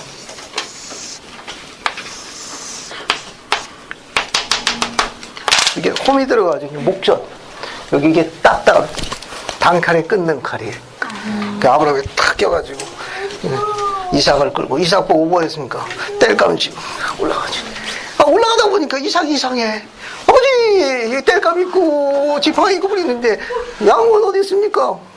아버지가 뭐라고 그랬어요? 그렇죠. 그건 너 바로 너 그렇게 하면 큰일 나지. 그건 하나님께서 예비하시리라. 어때요? 모리아산 올라가가지고 아들은 묶었지 않습니까? 네. 그죠? 바인딩 묶었다고. 이삭이 도망갔나요? 아니요. 근데 이삭의 나이가 추정하기로는 40이에요. 아버지 나이가 거의 140이고. 도망가면 잡을 수 있나? 못 잡지. 우리 아들 같으면 애비를 묶어가고 거꾸로 올려놓을 거야. 그래 놓고 그럴 거야. 기회된 거. 계시는 계시 받은 사람이 해결해야 돼요. 그럴 거야. 하고도 나와. 자, 근데 도망갔습니까? 아니요. 안 도망가요. 스스로 올라가. 스스로 단에 올라가. 그래서 어떻게 했습니까? 그때 여호와께서 뭐라고 했습니까? 손대지 말라고 해요. 아무 짓도 하지 말라고 해요. 중요한 겁니다. 계시는 최근 있을수록 중요해요. 그리고 하나님께서 하신 일은 언제든지 옳은 일이에요. 거기서 아브라함이 왜 이랬다 저랬다 그래요? 그러면 안 돼요. 알겠습니까?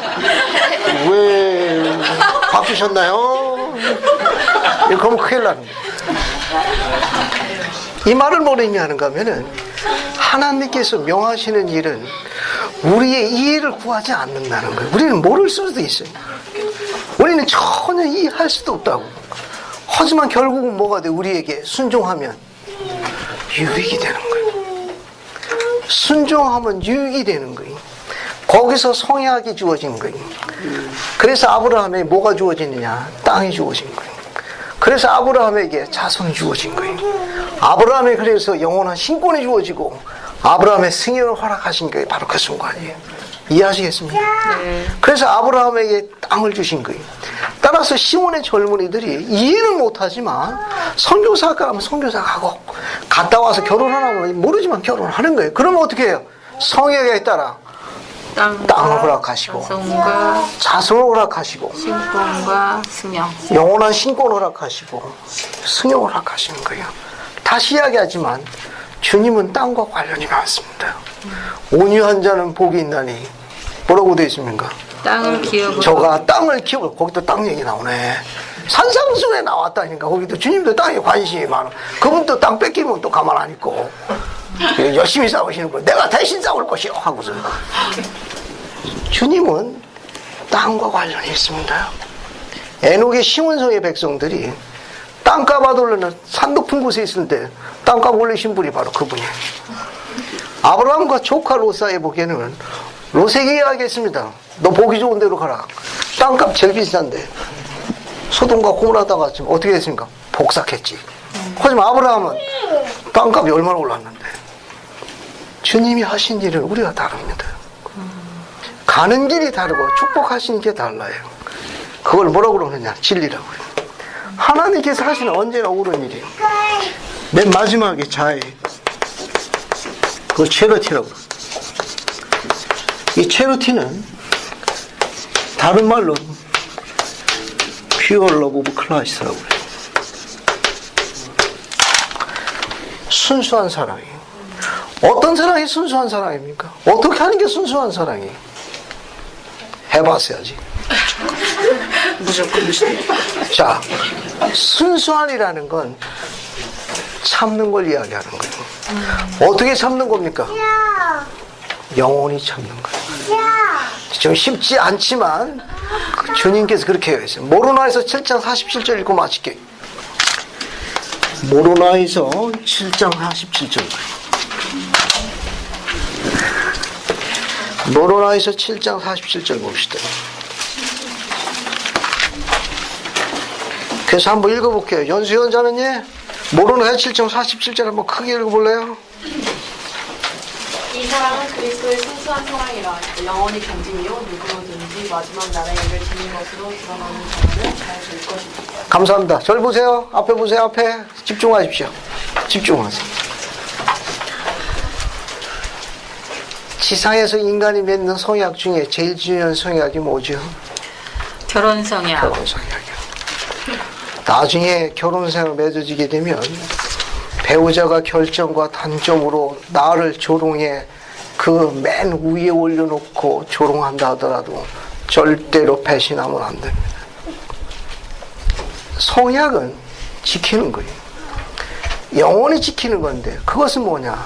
영원히 견딘다고 그랬어요. 단점과 결점까지 끌어안겠다고 맺은 성약이 결혼 성약이에요. 베개 하나 살다가 혹시 요번 기회에 한번 바꿔보면 하는 생각하면 안 돼요. 만약에 그 여자하고 살았으면 지금은 내가 어떻게 저를 쓸데없는 생각하면 안 돼. 혹시 비가 오려고 하고 빗방울 떨어지면 그런 생각 꿈에도 하면 안 돼. 성약은 철저한 거예요. 비록 세상적인 눈의 기준으로 볼 적에 제한과 장애를 가지고 정체되는 그 시기를 주고 아픔을 준다 하더라도 성약으로 메어준 배우자를 끝까지 지키는 자가 복이 있는 자입니다. 하늘의 천사가 그를 부러워할 것이요. 그 여인이 복이 어디 있어? 저리 사는 거라고 천사가 부러워할 만큼 지키는 게 성약이에요. 고든비 힌클리 선지자는 아름다운 사행시를 남겼습니다. 신앙을 가진 여자는 복이 있나니 누가 복이 있다고 했습니까? 남편이. 자녀가 복이 많은 거예요. 자, 답변할 때 주의할 점을 출제자의 의도에 맞아야 돼요. 자, 다시 침착하게. 신앙을 가진 여자는 복이 있나니 누가 복이 많습니까? 그의 자녀가 복이 많은 거예요. 어미가 신앙을 가지고 있으면 그 자녀가 복이 많은 자예요. 신앙을 가진 남자는 복이 있나니 누가 복이 많습니까? 그 여인이 복이 많은 여자예요. 신앙을 가진 남자를 남편으로, 신앙을 가진 그 남자를 아버지로 갖고 있는 딸은 복이 많은 여인들이요. 참 복이 많은 여자들이요. 왜? 결코 그 곁을 떠나지 않아 항상 그 자리에 머물러 있습니다. 성약은 그래서 그에게 땅을 주는 거예요. 그런 자에게 자손을 허락하고 그 자에게 영원한 신골 축복하며 승역을 허락하시는 거예요. 그것이 우리가 갖고 있는 복음의 특성입니다. 하나님의 요소도 그렇게 구성되어 있습니다. 이 중에 제일 중요한 건 7번째. 아시겠습니까? 만약에 여러분이 그걸 증거하게 되면 하늘에 움직여서 제 얘기 잘 들으십시오. 그의 외모에 관계없이 하늘의 구원의 능력, 이 파워를 그에게 허락하시는 거예요. 살면 살수록, 세월이 가면 갈수록 하늘의 권능이 그에게 임하게 되는 겁니다. 그게 우리의 복음의 특징이에요. 그래서 그 이름을 족장이요라고 부르고 족장의 축복사라고 부르는 겁니다. 고대 이스라엘이 갖고 있던 특성이 오늘날 회복됐습니다. 이런 가르침을 잘 이해할 수 있기를 예수 그리스도로 간구합니다. 아멘.